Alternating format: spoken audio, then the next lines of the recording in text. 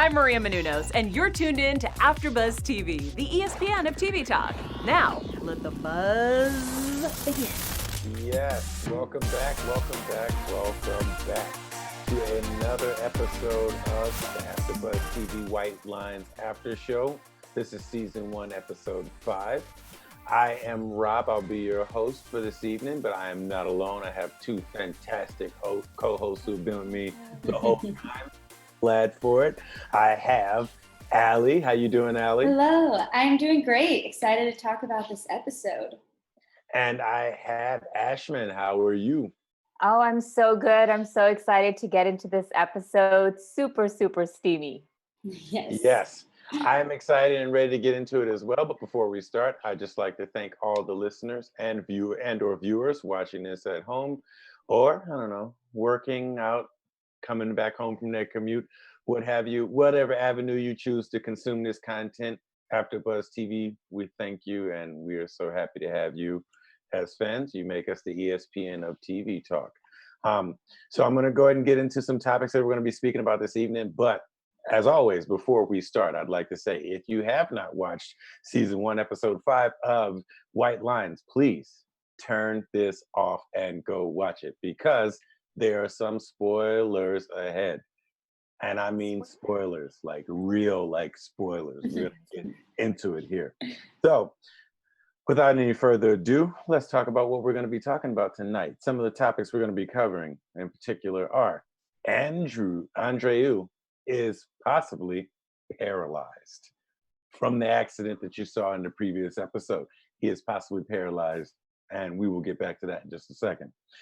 Kika is deciding to stay in Ibiza. A big change of events from previous episodes. She can only deal with her family in doses, but I guess duty calls on this one, and the duty being her family, so she decides to stay. And our final point of the evening is Zoe turns into a completely new person. We saw a side of Zoe that we didn't get to see, a wild side, the not give her care about anything side, the same side that her brother was trying to get her approach when he was getting ready to leave Manchester.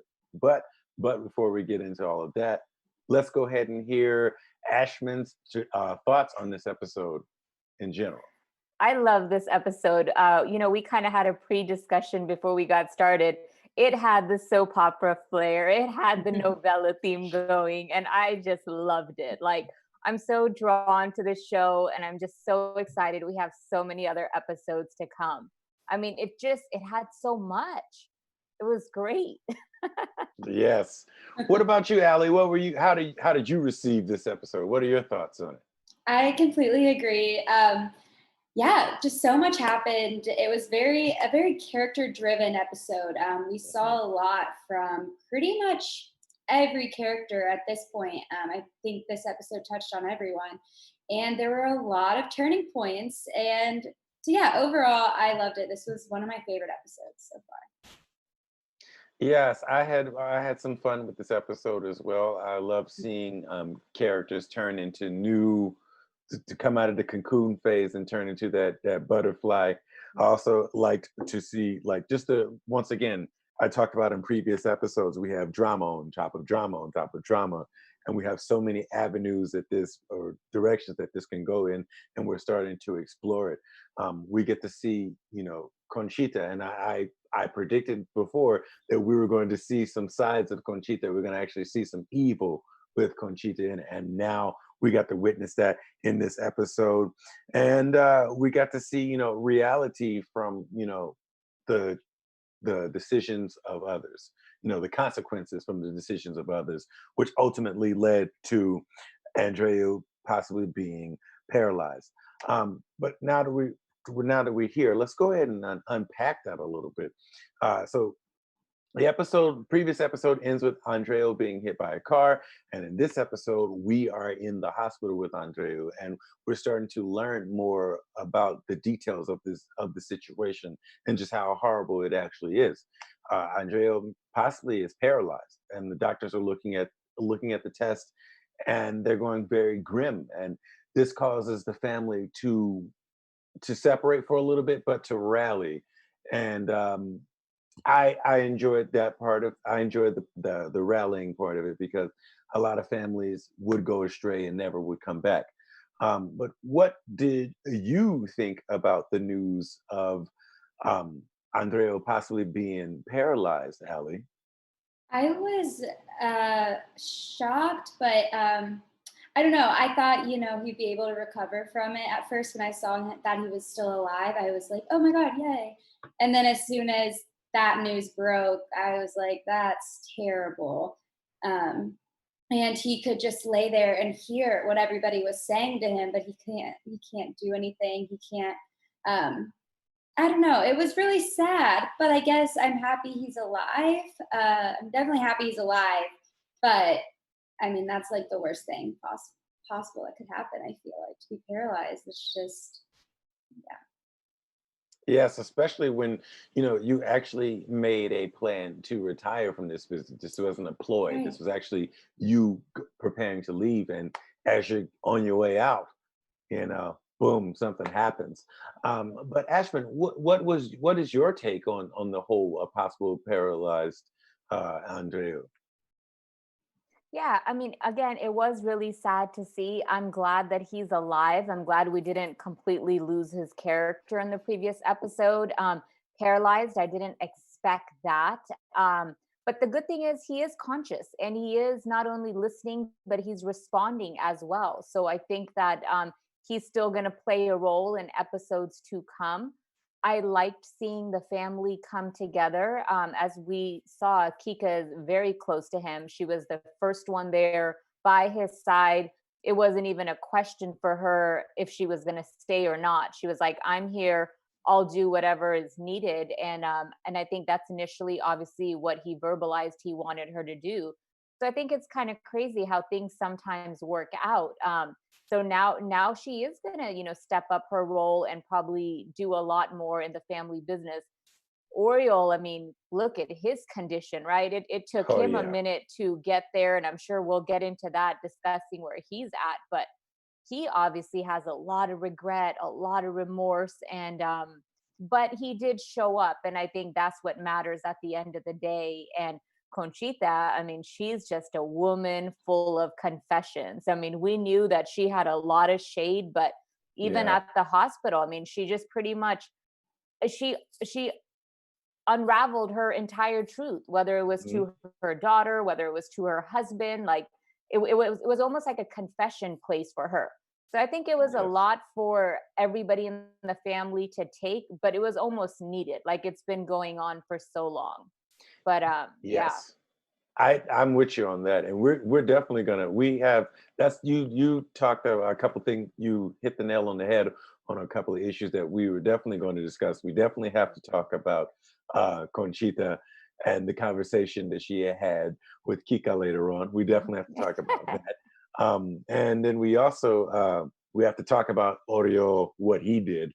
Unbelievable craziness that I mean I knew he had it in him, but man, not on this level. This what he was doing is old school rock and roll Motley Crue, hotel crazy Sunset Strip story stuff.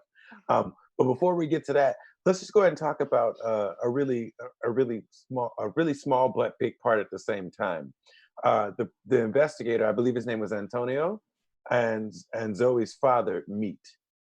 Now, somehow there, I don't know how he found him, or if I don't know how he found him. Also, I don't know how long he's known him. I don't know what's going on because the way that they do it, the way these gentlemen speak with each other and interact, is as if they had known each other a short amount of time, a long time, or if they've had some kind of correspondence with each other through phone or letters or email or whatever, and finally have met in person. That was what I was kind of reading from that, but also what I was reading from that is this whole father watching over the daughter and the brother and keeping tabs on the brother in the situation, what happened because the father was a cop. So for him to have a connection with another cop definitely made sense. I just didn't know the roots of it. Allie, what's your take on, their relationship between the investigator and Zoe's father, the former cop? Yeah, I was kind of confused at first, and then I was like, oh yeah, he's a cop. But it didn't like, I guess I was confused because it never seemed that Zoe's dad was and spent much time in Ibiza searching for his son anyway. So I was kind of wondering where they had the time to like form the friendship that they have apparently. Um, but yeah, I thought at first he was gonna maybe try to ask about his son or something, but instead he just said it's been 20 years and he doesn't care. And I was just shocked to hear that. And then he explained he just wanted to get Zoe out of there, which made sense. But I don't know, overall, like the dad this episode just really was not sitting well with me. I get it. I get that at the end of the day, his main goal is Zoe and he wants what's best for her. But I don't know. I almost just could have done without him showing up at all at this point because it was just a little bit distracting from everything else going on. Okay, okay. Ashman, what did you think about Zoe's father and speaking or having some kind of relationship with the investigator of the son? Yeah, I mean, for me, I didn't think too much of it. I thought they were old cop friends. Hmm. They look like they're from the same generation. They were connected in some way. Maybe they worked on a couple of cases together, but it seemed like, just calling an old friend and asking them for a favor, like being in the nature in the same business. So I didn't think too much of it. Okay. Well, let's move on to another thing I figured that we should discuss, which was Oriel going on I assume it's multiple days, this bender of drugs and girls and hanging out in the hotel, throwing, a massive party inside the room, and then throwing a TV from the second floor down into the pool below, at like 6 in the morning, from what the hotel manager was explaining to Boxer. And then also, Boxer having to go and get him from the hotel. I don't, I'm not sure if the manager just called Boxer or if the manager reached out to the family and the family reached out to Boxer. Either way, Boxer had to be the one to come and get Oriel out of the room. Um, Now, and Oriel explains why he's in the room, but we'll get through that in just a second. I would love to hear your thoughts about the initial sight of, Boxer having to go and get Oriel out of the room, Allie. I guess I thought after he had this whole like spiritual awakening thing happen in the last episode that he would maybe um have this desire to like go figure out the truth and find out what happened. But instead it looks like that just kind of destroyed him for a minute. And he drove by and saw his dad the accident and then he was able to just go back to a hotel and party. Like, I don't know. I'm very confused. I think he's a very just damaged person at this point. With Boxer having to get Oriel out of the hotel room. Yeah, well, I think Oriel's lost it. I mean, I think after that whole spiritual process that he went through and that revelation of actually thinking it might be him that killed Axel, I think it's like sitting on his subconscious. Like he's came out of that spiritual experience, but it's still extremely fresh. And he's really vulnerable too, right? So he's already just kind of like, he's just already very, very raw. And then he drives by and he sees his father. And that was surprising for me too, because one part of me, I'm like, wow, what a cold person. Like, how has he not ran out of the car and just like rushed to the scene? But another part, I'm like, okay, he's either still drugged up or he's so shocked right now that his system just went into like a triple shock and then he just went completely reckless. And I feel like that's what's happened to him. Like he just fled that entire scene, locked himself into a hotel room because there's no attachment to anything there, and just, brought in everything that could make it worse for him at the scene. And as far as Boxer goes, I mean, these kids grew up in front of Boxer, right? So he knows these kids. So I think he's used to rescuing them and he knows. I mean, he gets himself inside the hotel room and it's really the Boxer way, right? He starts off calmly and then if he needs to get aggressive, he's going to Mhm. get aggressive and get the job done. And that's exactly what we see happen. And as a result, that did get him up and take him to the hospital. Yes, and there's a couple of things that happen in that scene also that are really important. Well, one particular thing, but uh, going back to Oriel figuring out or seeing his father in the accident as he's driving by. That is some crazy shit to see coming down off of a trippy, a trip with psychedelic frogs. Like, I wouldn't wish that on any of my worst enemies. Like, I just can't imagine like driving and you're still trying, while you're driving, still trying to figure out if you're back in reality. Like, am I still high or not? Okay, I guess I'm cool. And then looking to your right and seeing your dad in an accident. I think that would make me go on a bender too, running into a hotel room. But one very important thing that happened in this scene is I even wrote it down, is that the whole thing with Boxer smashing or putting Oriol's head in the water repeatedly, and the director here like cut seamlessly from present to past with him doing the same thing to Axel, and I thought that was fantastic. And I thought I really took it as it revealing, a little something extra about this whole situation with Axel. And so now we have, visions of Boxer pushing Axel's head in the water, and now it's like a whole new can of worms for me. And so now I'm thinking, okay, is he really in on it, or is he not in on it? What is the deal? But for you all, Allie, what were you thinking whenever you were seeing, this whole come to Jesus, baptizing, come back, to reality for Oriel and Boxer? I was shocked because I was like, okay, like you said, it opened a whole can of worms, because I was like, is he actually who we think he is? Is he hiding something? Was he a part of this? I mean, we've already seen Boxer kill 2 people, and he, like, killing is just in his nature. So when I saw that, I was like, no, no, no, no. So I didn't really know what to think of it. And honestly, I didn't think much on it because I didn't even know like where to go. And I was actually really interested to see what you guys thought during that scene, because I was just shocked. Well, I was shocked and confused and also inquisitive, because now I have all these thoughts in my mind. But Ashman, what did you think about this? I mean, I agree. It was a very telling scene. I mean, Boxer actually admitted that that's what he did. So it wasn't just the flashbacks we were seeing, like that was the display of it. But he did admit that this is exactly what I did to Axel. And I think that was a result of Oriel pushing him. Like when he went to go get him, Oriel still kind of pushed his buttons a little bit and was like, oh, haven't you ever done this for my dad before? And I know he sent you on some missions. And when he got a little crazy with him, Boxer showed him exactly what he did. He's like, actually, this is what I did to Axel when your father instructed me to do this. So it made me think a little bit too. Is he a part of the plan of Axel's disappearance? Because we do know he's certainly capable of making people disappear.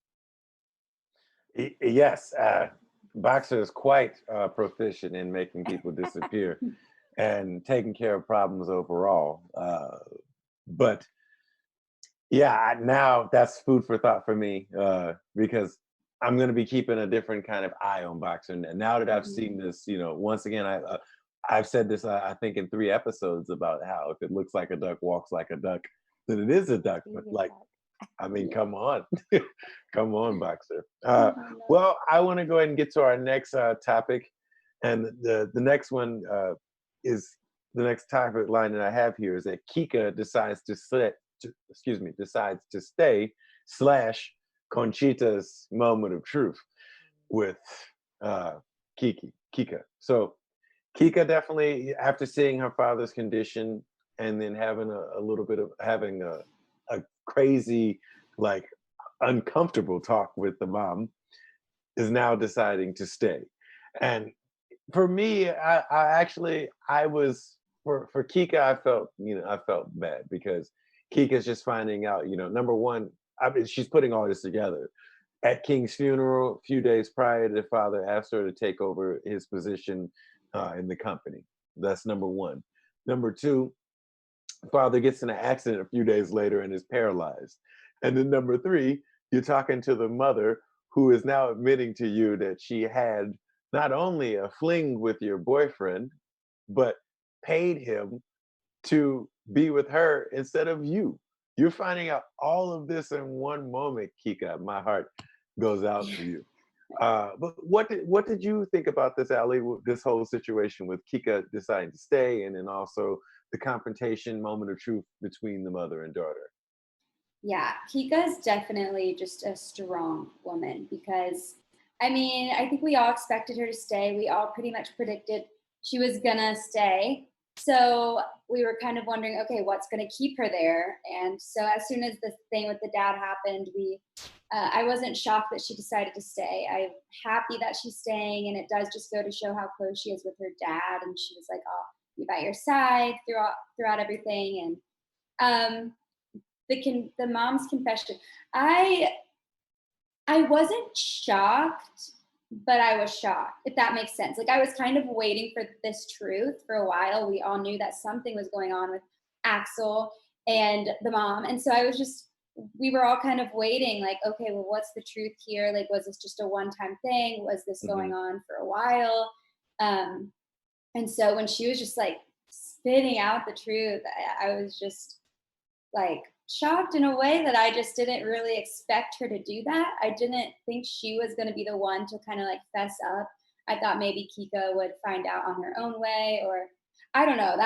That was crazy. Every episode, her character just does something else that makes her just this terrible woman. But yeah, my heart goes out to Kika because that's just something that should never, ever have to happen to anyone. It was gross. I agree with you. And if I were Conchita, I probably wouldn't have told my kid. I would have, I don't know, I would have took that to the grave. Like, I wouldn't have brought that out. But never mind what I would have did, what I would have done. What about you, Ashman? How do you feel about this? And also, what would you have done in this situation if you were First Conchita? of all, I would never do anything like that. So I wouldn't have a secret to have. Good. But yeah, but that whole scene, I mean, first of all, Conchita's timing, right? Like at the hospital, like seriously, isn't the family already going through enough? And like you guys mentioned, Kika's been going through it. So to lay this on her at this time, I think just shows what a selfish woman she really is. Like, she doesn't care about the way it affects anyone else. Like, she felt like confessing, so she chose that time and place to confess all her sins, regardless of how it was going to affect anyone. But you know who really stood out to me was Axel.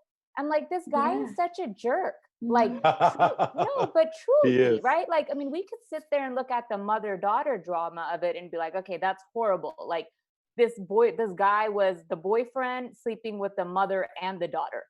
And that's horrible that the mother would even allow those boundaries to cross and try to pay him off. But this guy, like, seriously?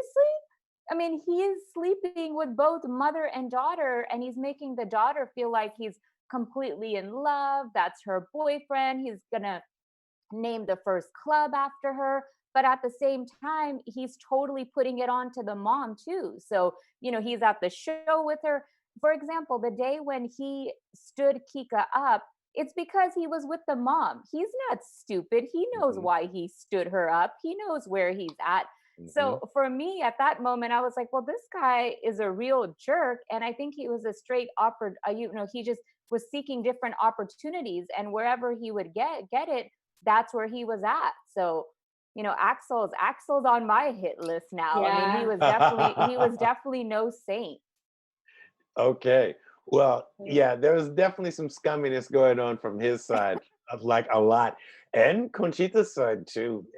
It didn't stop. It seems like Conchita kept on with it. And Rob, can I say something? We have 5 people in our live chat right now, and we have such an awesome topic going on. So if you guys want to comment and address your thoughts about the scene or any other scene, please do, and we'll keep you in our discussions as we continue to discuss the show.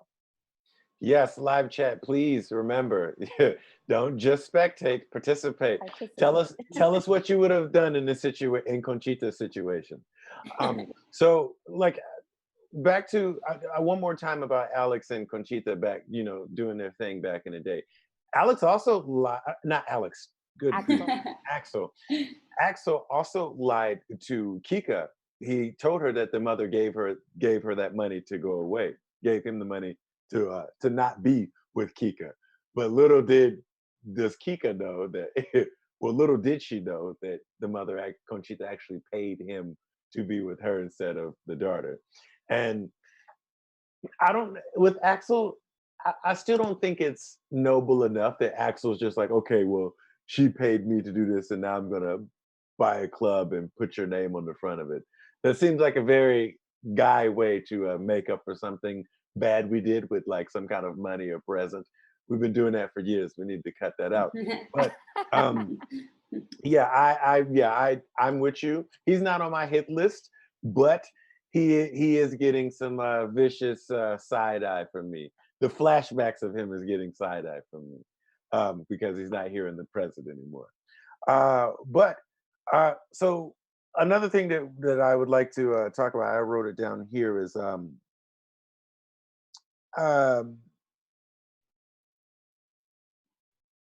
the rekindling of the relationship possibly between Anna and Marcus. So there's a scene where where Anna and Marcus are talking with each other. Well, excuse me, Anna and Zoe and Marcus are all together talking, and Anna, the leader of the whole sex club and orgy club or what have you, just starts going into great detail about how fun it was, making love to Marcus in private and in public. I don't know why she brought the public part, but hey, I guess whatever floats your boat. But this brings, there's a sweet moment between, granted, he was very high. Marcus was very high when this was happening. So this would never work or fly in real life, doing something like this. But it brought back some, some tender feelings from their old relationship. And they had a bit of a possible coming together. I don't know if it was just sex or was it actually something there. But what did you all think about that? Ali, what were you thinking? Yeah, my only issue is that Anna is already so comfortable in her sexuality, like we've seen from her this whole show. So it was really hard for me to be able to tell if it was just her like wanting to have sex with him or if she genuinely has feelings for him. Mhm. And I'm not able to like separate that line yet with her. I'm not able to tell. It's very clear. We all know Marcus is in love with her. And Mhm. so I feel for him, and I'm just hoping that she's not just, she's not just using about their past experiences and everything together. You can tell she genuinely loves him and cares about him. I just don't know if she is in love with him still. Right. And I would feel for him a little bit too, because, he was explaining how the reason why he even got wrapped up in dealing the drugs is trying to work and keep the house for Anna and the children to possibly come back one day. But I mean, everybody has their reasons for doing things. I guess his were, slightly more noble. But Ashman, what did you think about the whole possible rekindling of their relationship? Yeah, I thought it was chemistry. I mean, chemistry doesn't die and chemistry doesn't lie, right? So I think Right. when they got into their own old reminiscing mode, I didn't see it as a form of like, oh, let's get back together. It was almost like the spark sparked up, and she's empowered enough, and she was down, and he has still deep feelings for her, and he was down, and I think that's what took place between them. I think that's what they've always had. And and when they reminisced on those fond memories, it brought back that spark for them. But I don't think they're going to continue like getting back together or anything like that. I think it was just a moment and they both embraced it. Okay. I like that saying. I want to put that on a t-shirt. Hashtag chemistry doesn't die, chemistry doesn't lie. That's some, If you do that, then I want royalties on it. you got it. You got it. It really sounds like, it sounds like something that like a very intuitive girlfriend would say to a boyfriend when Yeah. she sees him and a woman, getting on more than usual. So chemistry doesn't die, chemistry doesn't lie. But it's Um, Yeah. true. so one thing, another point, and the last point that I wanted to cover with you all tonight was Zoe turning into a completely new person. Now, for me, Zoe, number one, she left Boxer's place a couple times, getting away from him, but still wound up going back. And it's also down to the way that this whole thing is edited and the storytelling, because we go back and forth, linear, then sometimes non-linear, but we get the general direction that we're going. Um, and so you get to see Zoe uh, has, she's been over here, she's been trying to fight, and claw and scratch to find out the killers of her brother. And she's been hanging out with this bodyguard who she didn't trust and was very reserved around, and just also generally reserved in general for her whole time in Ibiza. But this time, you see her do a couple things that are turning points in her character. Number one, you get to see her actually having, well, I won't call it an affair because we'll just call it extramarital sex. We'll call it that. Or just cheating, straight up cheating. We can do it that. She cheats on Yeah. her husband. And then also she stands up to her father and sends him packing. Those are two very important moments. Both of them I'm totally for, even the cheating part, because it seems like there's a disconnect between the husband and her husband, Mark, and her, not Mark, Mike Mike. and her, Mhm. because I wouldn't leave my wife on an island where her brother was killed years ago. There's definitely killing happening on that island, and the cops don't find out about it until 20 years later. I wouldn't want my wife to be another body found out about 20 years later. So I would have stayed there. So I always thought that was a little sus. And that's what the kids say, a little sus that the husband Mike just went home. But we do see two changes in her character. Number one, like I said, the cheating on the husband, because it took a lot to probably for her to get that guard down and actually go and do something that she seems as immoral, and then to stand up to the father, the one who's been holding her back here her whole life and treating her, as if she's just some really wounded bird and that she's not as strong as she is. She stands up to him and says, "Dad, I got this. I need you to go." And he packs up and takes off. Allie, what are your thoughts on both of these two turning points in her character? So I I'll start with her sleeping with Boxer. I Mhm. think that I think I was here for it, and I've always kind of liked them together. And Zoe has she's not just you can't just compare every situation. Like Zoe has been through a lot. We learn about her mom who I think either died or did she die or leave Yeah, them? she died She young. died when when Zoe was young, and her dad wouldn't even let her talk about her mother. And then she loses her brother, which she also is never allowed to address. And then she tried to commit suicide, and then she meets her husband while she's in therapy. I This poor girl, like, she doesn't know who she is, and this whole episode was kind of about that. She was always just told how to be, and I think her being on this beautiful island and meeting all these people, she's finally realizing that life is a lot bigger. And I think she's kind of tapping into Axel's like free spirit side, and she's exploring. And I'm 100% here for that. And I'm so happy that Kika ended up telling her, don't run away. Like, you can't just keep running away. Like, you need to stay here and face whatever it is and be true to yourself. So I'm glad she's like finally listening and kind of not being so cut edge with everything. And then as for telling her dad to go home, was just the icing on the cake with all of that. I was like, yeah, she's not going to ever be able to find herself or get what she needs to get done, even solving Axel's murder. So the fact that she was brave enough to finally tell her dad, like, bye, I was just really proud of her. So we saw a lot of weakness, a lot of vulnerability from her in this episode, but also a lot of strength as well. Right, right. And Ashwin, what did you think about Zoe's walk on the wild side and her growing that backbone for dad? Totally. Well, one, I thought it was super hot. But so we have 9 people in our watching us live right now. And we have Fire Cat Girl that says hi to everyone. So I just wanted to address that.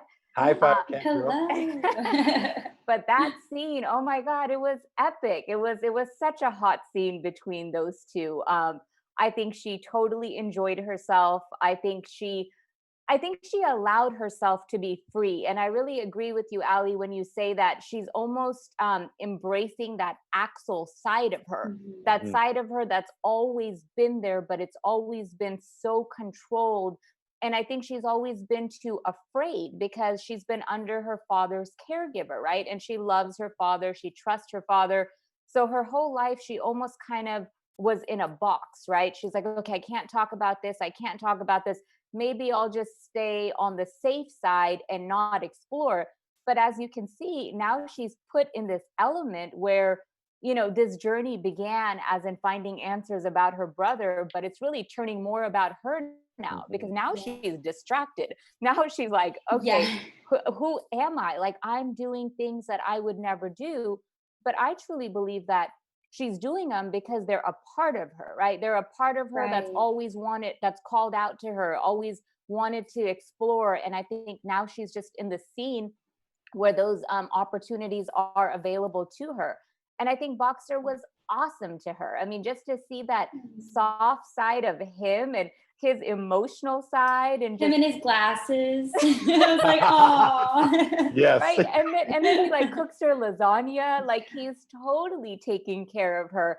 And so it wasn't even just about the sex. It wasn't even just about the lust. It was like the entire movement and package of that scene. And I think that's what really has her head just so distracted now because she's like, I loved it. I wish I can go back to it. But at the same time, she's like, I have a husband, I have a daughter. Like, I better get out of here before my whole life falls apart. But at the same time, Kika was right. She's like, it's not a visa that changed you, you changed. So even if you go back home to Mike and Jenny, there's going to be a part of you that's just going to be longing over here. So I think she has some big decisions to make now. And it's going to be interesting to see what she does. Yes, I agree.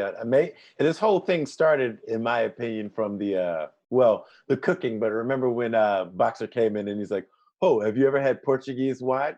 Like, oh, it was on after the Portuguese wine. He was pulling out all the cards. I wonder what brand of wine is that Portuguese wine. Yeah. Before we go, I just wanted to say one more thing. That whole sex scene looked like something from like the 90s with the blue lights and all the oily bodies. I'm like, okay, these guys went full romantic, like music video stuff going on, but I'm here for it. I'm here for it. So one more thing I wanted to talk about before we get into the news and special segment was the ending of this episode. So the ending of this episode, we end with Zoe taking her clothes off and going and cleansing herself in the water, just like Andreau did in a couple episodes prior. And then we get the family coming back together, including Boxer, all together. And not to nerd out film wise, but I love the way that was framed. You got to see everybody in the shot, which I thought that was really cool. And then you got Boxer calling. Well, you got the voicemail from Boxer, and she's playing that after she's got out of the water. And then my favorite part is the song that was playing. I love that song. I know this has nothing to do with like anything important, but I love that song by M83 Outro. That's really good. I advise all you guys at home to listen to that. But forget the music and all that. Let's go ahead and get Ali. Let's get your thoughts on this ending sequence. With her cleansing herself and the family with this new found bond between each other. I loved the ending. I didn't know what to think of the whole family there. I felt uncomfortable, which, and Okay. maybe like you said, like the way it was shot or something, because I'm sure for them it was uncomfortable. I mean, this family dynamic, there, it's not great. There's a lot of tension, there's a lot of drama, but what was beautiful was they still came together at the end, despite all of their differences and the chaos of what's happening right now. Um, but I thought it was a beautiful moment, even though it had me a tad uncomfortable. Um, but overall, I liked how Boxer was there, and it just kind of does show us how seriously close he is with that family. Which again reminded me he might know way more than we think he does. Mhm. And I love the voicemail. You could tell he was like nervous after he was like, "I like the way you kiss," and he just looked like a little schoolboy or something sending a voicemail. And I love seeing that side of him because he's so like the opposite of that, in real life. He's scary and big. But yeah, seeing him soften up for her is adorable. So yeah, I liked Yes. the ending though. Okay. Well, what did you think about it, Ashman? The whole ending with a family maybe getting back together, working as a unit, and then the whole thing with Boxer, and then the cleansing herself moment. I keep saying cleansing because I just think about Prince in Purple Rain telling It felt Apple like to that. cleanse herself. Yeah. But yeah, I'm sorry, Ashman. Go ahead. No, no worries. I mean, I feel like the whole part when she jumps in the water, it was like almost very liberating for her, right? She tells her dad to go. She finally kind of chooses herself. So I feel like that was kind of a symbolism of her just like jumping into the ocean and freeing herself and allowing herself to be free. So I think that was a really good thing. As far as the family coming together, unfortunately, like sometimes it takes a tragedy for everyone to come together. Right now, if they can sit together and go through this kind of storm, we'll see. But it was nice to see everybody there, and I totally agree. Like Boxer is such a prominent part of that family because he's right there in that intimate circle with everyone. And as far as his message, oh my God, he's so He's cute. so cute. Like his soft side and just sharing that, and you could see the emotion in his eyes, and you could hear like the tremble in his voice. And I mean, he's really into Zoe. I mean, this is way more than just like a passionate night. So it's going to be Totally. hard for him to let her go, and we'll see if she lets him go. Ooh, so maybe Boxer is a home wrecker. Well, No. not a home wrecker, a No. liberator. He's Zoe's the liberator. responsible. She's the married woman. Right. Yes. Okay. Well, before we get into the special segment and news, I just want to say thank you again to our listeners and our viewers who make us the ESPN of TV talk, and thanks to the guys and gals in the chat. You guys rock us. You guys give us a reason to keep going. I'm kidding. No, I'm not kidding. I'm serious. No, we love you guys in the chat, and we love this show, and we love people who love the show and love watching our shows. So yeah, let's go ahead and get into the special segment. What do you have for us today, Ashman? Okay. So this special segment is actually dedicated to Boxer. After Oh, all his scene, I had to check up on this guy and see who he is. So Boxer is played by Nuno Lopez, and he is already a fan favorite, you guys. He's buzzing all over the media, according to Sun UK edition. After his chemistry scene with Zoe, like so many people took He to popped see who off. this person is. So it was actually one of their headline stories. But he's actually a really renowned actor as well. He is best known for his role as Mario in Marco Martin's 2005 film Alice. I don't know if you guys are familiar with it. I've never seen it, but apparently he's like phenomenal in that movie. He's okay. also won Best Actor 5 times at the Global D Oro Awards. Most recently in 2018, he was recognized for his work. And lastly, he's also won a Portuguese Golden Globe at one of the big award shows. So he knows what he's doing, and he's actually a really great actor. So we're really lucky we get to be introduced to him. Okay. And what's his name again? His It's, real name? yeah, it's Nuno Lopez. Nuno Lopes. Okay, so he's Portuguese. I'm gonna have to look him up. He is Portuguese. Yeah, I know like a few words in Portuguese, but I'm not gonna do it now. I'll save that for another show. Just a little bit. Yeah, well, that's good.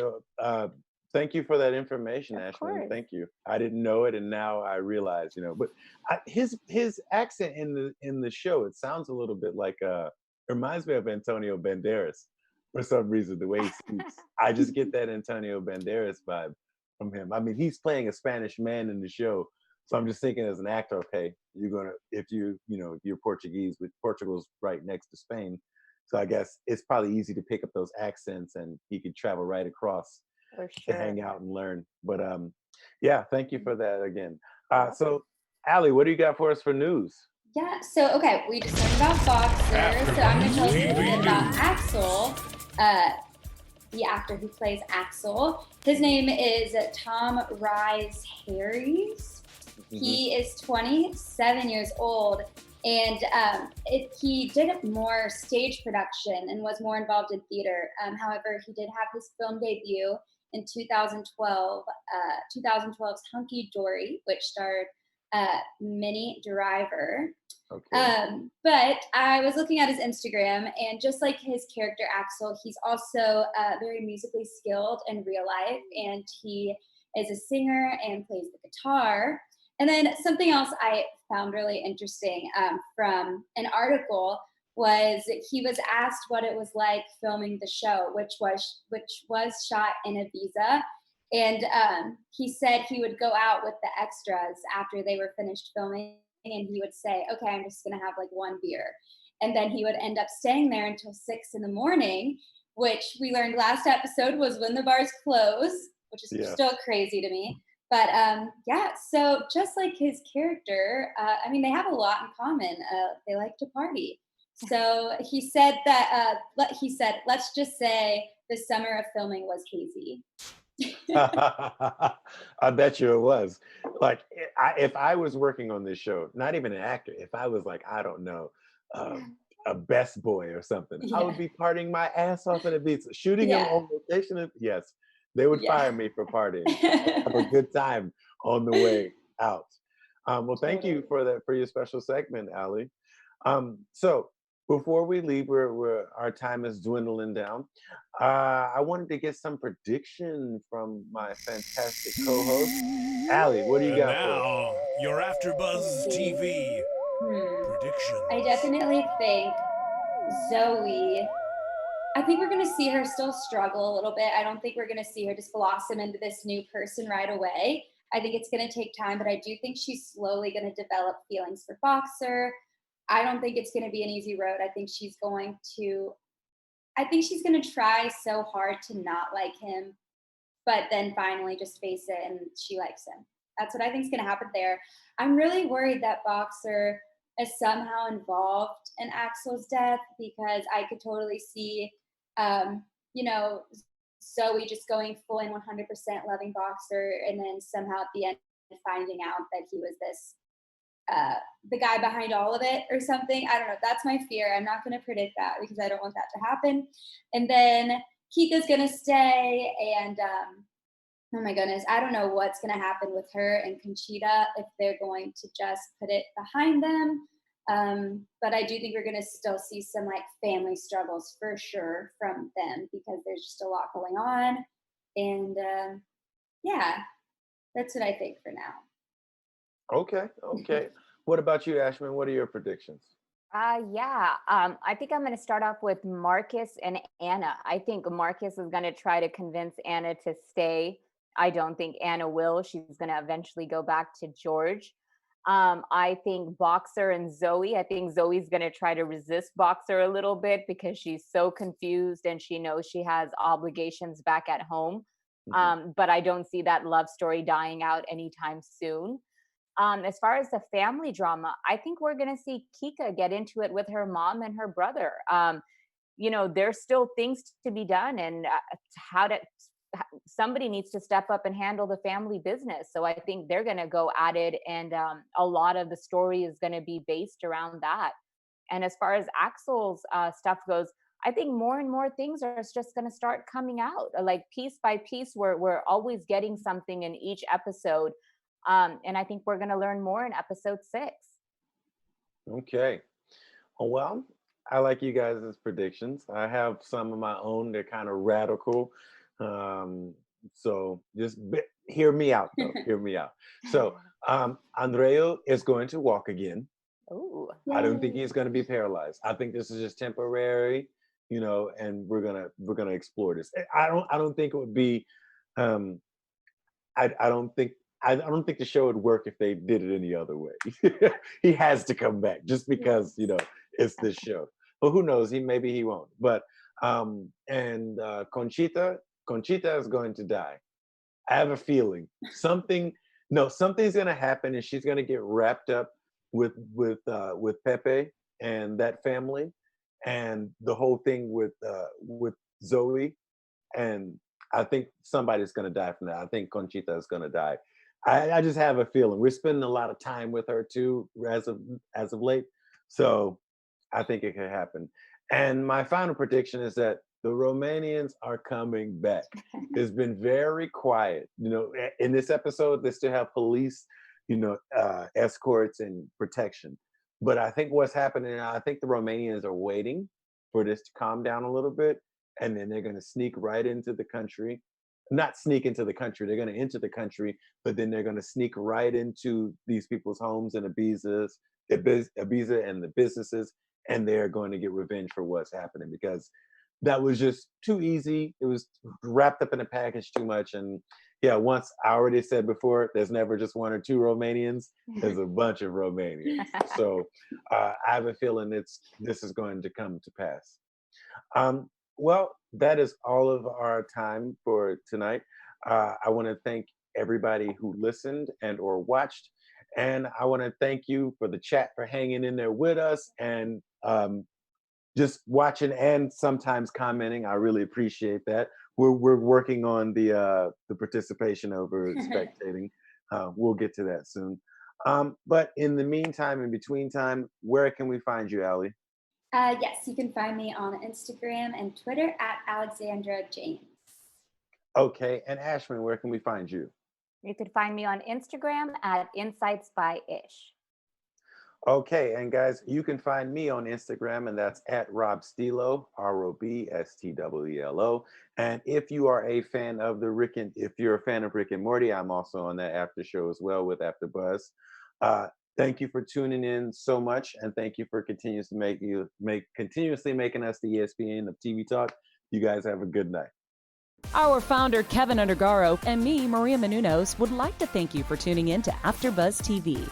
Remember, we're not just the first, we're the biggest in the world, and we're the only destination for all your favorite TV shows. Whatever you crave, we've got it. So go to AfterBuzzTV.com and check out our lineup. Buzz you later. The views expressed herein are those of the hosts only and do not necessarily reflect the views of AfterBuzz TV or its owners or principals.